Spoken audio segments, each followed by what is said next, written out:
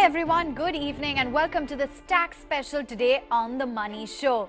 Today we're going to discuss a lot of topics including how to overall, get expert advice on tax planning. Do you need to file your tax if TDS is paid? The implications of LTCG, as well as what happens if you've been irregular with filing your income tax returns. Our lines are open, so I encourage all of you, if you want free advice, please dial into the number at the bottom of your screen, or you can simply email us on themoneyshow@etnow.tv or connect with us on Twitter. Well, let's bring on board our expert who is going to guide us over the next half hour. And joining in today on the show, we have with us Jain, former ICAI president. Good evening and thank you so much, Mr. Jain, for joining in. So much to discuss on the show, but let's just start off with the basics. When it comes to filing income tax returns, and often it's a task that's completed a bit mechanically, but what are the basics, do's and don'ts? Investing a little time and thought can really help a lot of investors out there to claim deductions that they might have failed to do so while submitting their investment declarations. So just walk us through the new ITR form and what are the exact details. See, I see the first thing, the taxpayer need to make sure that he collects all the data which is required for filing the tax returns. And then he chooses the right form for filing the return. And it need to be filed well before the time, that is the 31st July 2018. So now the filing of tax return has been simplified because it is an MyLA's online filing. And as I see, there are three forms which are basically applicable to individuals. So in case you happen to be a salaried employee and you have not more than one house property and you have income from interest, etc., and if you're not carrying on any business, etc., the best form suited to you is ITR 1, which is a SEHS form, where you are required to give in the detail of your employer, detail about your one house property, and detail about your interest income, etc. Now, coming to the need which you need to make sure and what precaution you need to take care of it, because now the return is computerized and all the information about you, whatever the transaction you have entered into during the year, are available with the tax department. So you need to make sure that you do not miss out any point, and so that there is a notice or there is a further clarification notice from the department. And for that purpose, if you happen to be a salaried employee, you get a form 16 from your employer regarding your salary, whatever the deduction is available there. And then there is a form which is attached to that, which gives you about the perks also and how those perks have been valued by your employer. Make sure that you go through those details and you fill in the form exactly the same detail which are available therein. The next thing is that you must go through your bank account, because every person by and large have the bank account, and there is a saving account that you get some interest, then you have some investment by your fixed deposit, etc. You get that also. If you have made investment in mutual fund, you have encashed some mutual fund, you hold some equity shares which have been sold out, you make an investment in PF or PPF where you get some exempt income, etc. So you get hold of all those information which is required to be filled in now. And you should not miss out, because all this income need to be disclosed, whether taxable or non-taxable. Like interest on PPF, which is exempt, need to be disclosed. Interest on saving bank account, which is exempt up to 10,000 rupees, need to be disclosed. Similarly, if you have interest on fixed deposit, which is chargeable to tax, it is not exempt, except in the case of a senior citizen whose income up to 50,000 is exempt, need to be disclosed. All this information is also available on the website of the Income Tax Department, which is Form 26AS, where detailed about your salary which you have received from the employer, the tax which he has deducted, the interest which you have received from the bank, the interest which you have received on your investment, all is available in 26AS. You need to make sure that you go through that detail and you reconcile and compile and fill in the written form. Similarly, there is an AIR, or what we call Annual Information Report, about the various transactions which you have carried out, whether you have purchased a vehicle, whether you have purchased a immovable property more than rupees 30 lakh, whether you have made investment in mutual fund, whether you have bought equity share, or whether you have foreign travel, etc., is also available in the AIR. So make sure that that information on basis in the return you are filing, you do fill in all those details. Then you make sure that now the written form mandate all your bank account other than the dormant bank account need to be disclosed. This is a statutory requirement under the law now, that all your bank account with wherever you are having need to be disclosed. So please make sure that you disclose all those bank accounts. And in case you happen to have some refund, etc., please tick the bank account in which you want that your refund should be credited or sent by the tax department.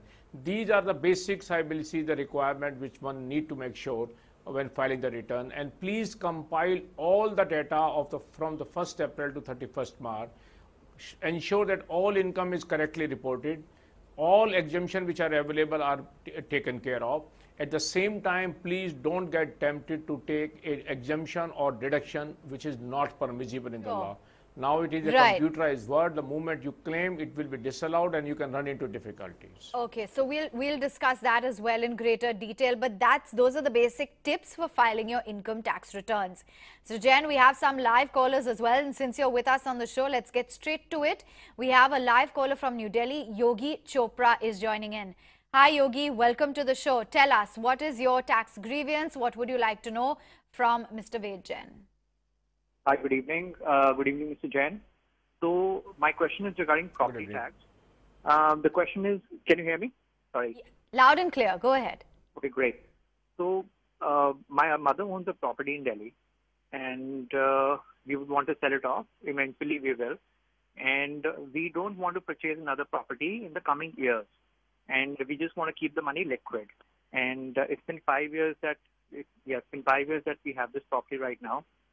The question is, are we liable to pay any tax to the government later on, or so how many years can we hold the money liquid with ourselves? How does it work?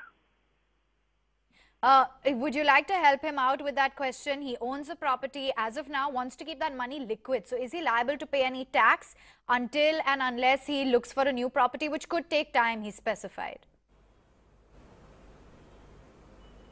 So what I understand, Avan, is that the mother is owning a property which is more than 5 years old. So whatever, she would have purchased a property for, let's say, X amount, and now she is going to get a Y amount on the sale of the property. The difference between Y and the X amount will be the capital gain in her hands. And since the property is more than 2 years old, now she will be entitled to have the benefit of an indexation and a concessional rate of 20% tax. Now, in that way, if she has purchased a property 5 years back at say 10 lakh rupees, and then after looking to the cost inflation index of the year in which she has purchased and the cost inflation index of the present year, so that index cost will be increased. So 10 lakh will become say 15 lakh rupees.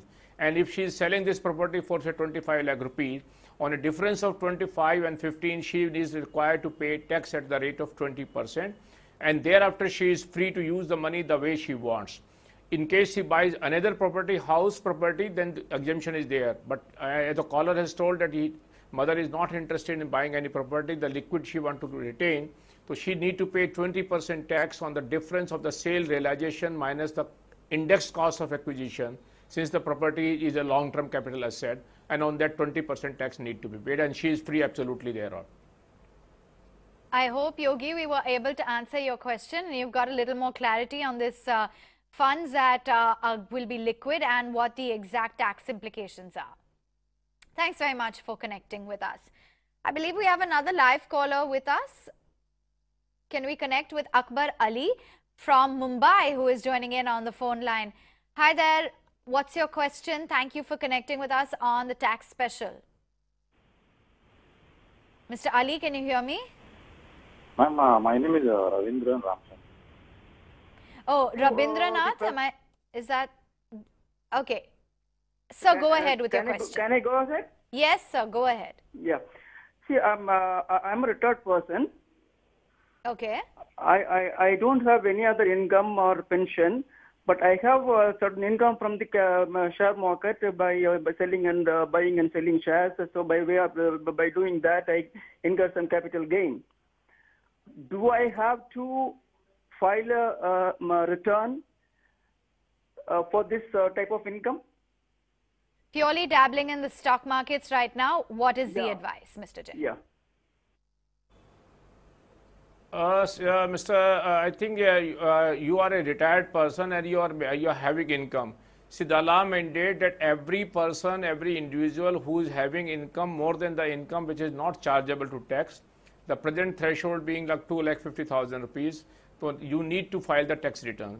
So in case your income from the share, I will not say that your income is coming from by way of investment, as you have told that you are buying and selling share, so probably you are doing trading in share rather than doing investment in share.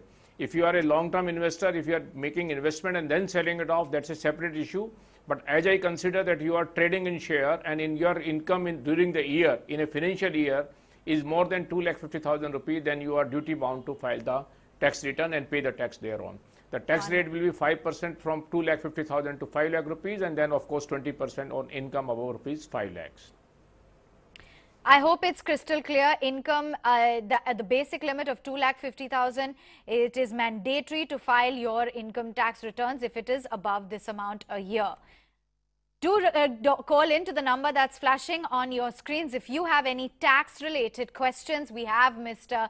Jain with us through the course of this show. Well, let's take on board our email query from Sumant Hengde. He says, I own 2 residential apartments, one in Mumbai where I stay and the other in Delhi, which has been put out on rent. I plan to sell the Delhi flat and buy 2 residential units for my sons in Agra and Noida. Will I have to pay tax on the sale is what he is asking.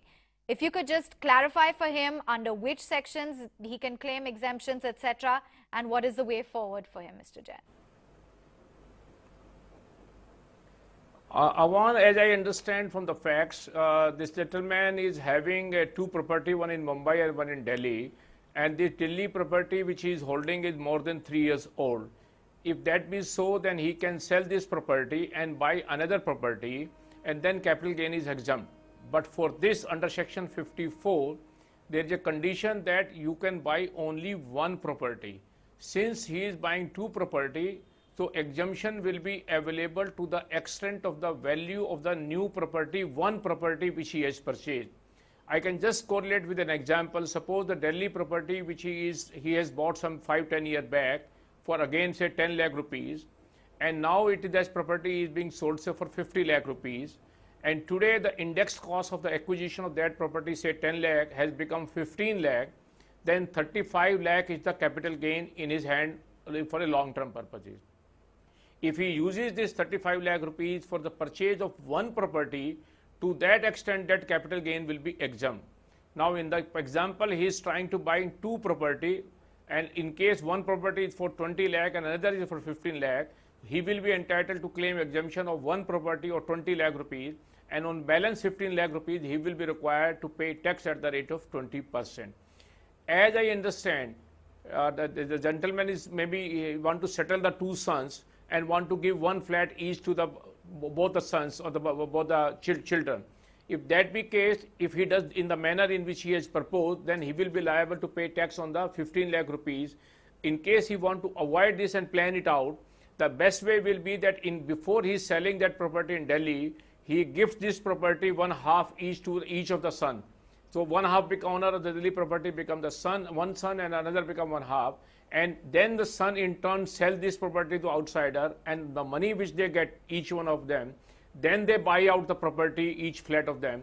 Then the capital gain will be fully exempt, because each son will be eligible to claim exemption under section 54, which the father will be claiming otherwise. The father can claim one exemption, the son, each one will be able to claim the exemption, and both sons will have the benefit of the capital cost or index cost of acquisition of the property which the gentleman has bought. I believe this will clarify the issue of the gentleman which he has asked this question. It certainly will. I hope we helped you out with your question. Thanks for intricately, spelling it out for him as to what should be the next course of action. On that note, we slip into a quick commercial break. If you have any tax-related questions, there's a number that's flashing on your screens. Mr. Jain is with us. Stay tuned. Welcome back. Thanks so much for joining in. This is the Tax Special on the Money Show. We're discussing lots of topics on how you can, save your tax returns the right way to save TDS and lots more. We have Mr. Jain, former ICAI president, with us on the show. And Mr. Jain, our phone lines are going absolutely abuzz. Let's connect with Mr. Jaikumar from Pune, who is with us on the phone line. Welcome to the show, Mr. Jaikumar. How can we help you? What's your question? Good evening, both of you. Good evening. Thanks for answering my call. I have a question. In March 2018, I resigned from my job due to personal reasons. My last date was 21st March 2018, and as per agreed terms and appointment date, the company deducted 3 months notice pay. But the final settlement, everything happened or rather took place in April 2018. So can I claim my notice pay deduction plus because of reverse charge mechanism, company has charged me GST also on that notice pay. So can I claim that in my March 2018 income tax return? Okay. Mr. Ved, what is the advice that you have for him? Mr. Jay Kumar, unfortunately, the law does not mandate it. Salary income is to be computed on the accrual basis or receipt basis, whichever is earlier. So whatever income has accrued to you by way of salary from April to March 2018, so April 18 deduction cannot be claimed in that year. So it's not possible. And you will see that your Form 16, the employer would have also not given you the deduction of that amount.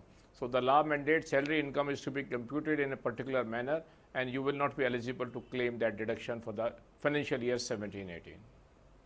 You cannot claim that deduction, but I hope you got some clarity nonetheless, Mr. Jayakumar. And do remember to keep your questions coming, even if it's tax related, on the Money Show at etnow.tv. We will get them answered every Tuesday on our tax special.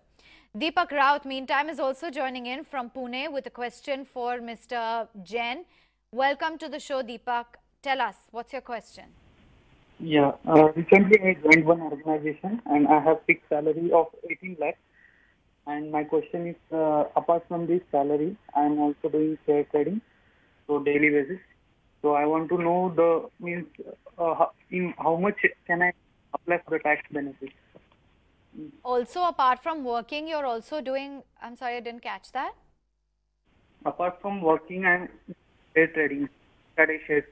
So, investment, so I get sometimes losses, I get some profit also. So what do the get benefits?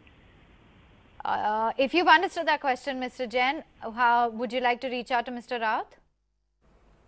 What I understand, Mr. Rao's question, what I have understood is that he is getting a salary income, and he is simultaneously doing some share trading where he has suffered some losses. I believe that's an issue which is there. In case there is a profit from the share trading, there is no issue. You need to add to your salary income and pay taxes on both of the income. But the law says in case you are doing share trading and you have suffered any losses, that loss is not eligible for set off against the salary income. Now, business losses cannot be set off against salary income, and that's why this share trading loss will not be eligible for set off against salary income. You can carry it forward for the subsequent year and claim this deduction when you have a income from share trading in future. So, but you will not be eligible to set off this share loss against your salary income so as to reduce your liability of tax on your salary income. Thanks for connecting with us, Mr. Raut. I hope your question was answered. Next up, we have an email query from Pratap.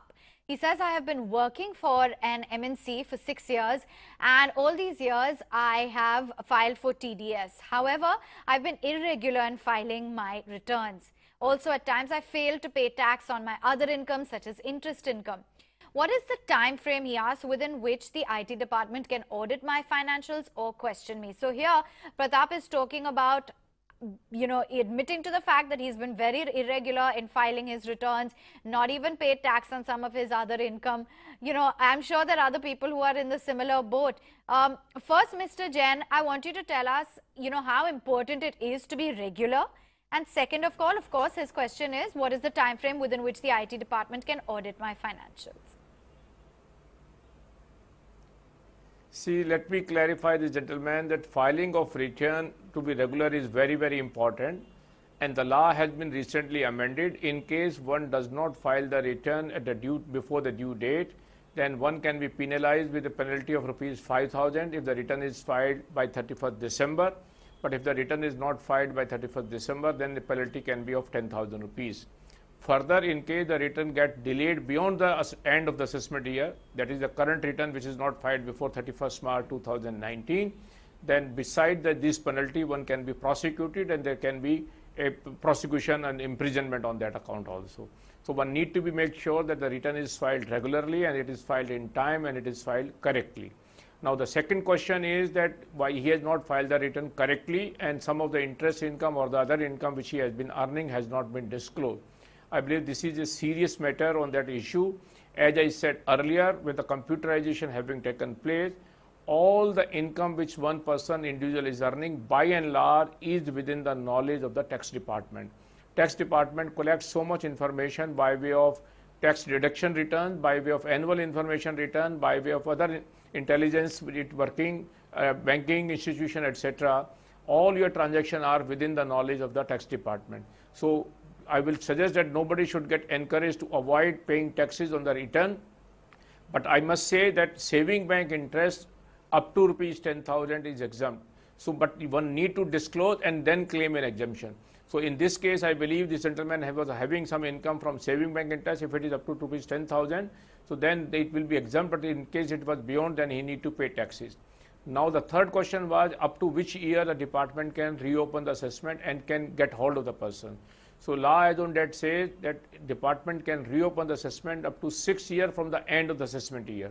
So today also, if any person has earned any income in the financial year 2011-12, which is assessment year 12-13, the income tax department can reopen the assessment, making an allegation that your income has escaped assessment and you have not filed the return correctly. If that happens, then the person will, in addition to pay the tax and the interest, will also be liable for paying penalty of concealment, and this gentleman can also be prosecuted for filing wrong return. So I will not suggest anybody not to file the correct return. One should file the return correctly. The fourth question is what the person should do right now, what he has done and landed himself into a difficulty. I will suggest that the return for the assessment year 17-18, that is the last financial year 16-17, can still be revised because the period is 1 year from the end of the assessment year. So he should immediately file that return, revising the return, pay the taxes accordingly. In case of other income which he has escaped, which he has not filed, I will suggest he can just write a letter and pay taxes and then file the return after getting a notice from the department. Okay, so file those returns which you haven't after getting a notice, but make sure you are regular. Mr. Jain, what a pleasure it's been. Thank you so much for joining in today and helping out all of our viewers. Every Tuesday is the tax special. If you have queries, email us on The Money Show at etnow.tv. Thanks for watching.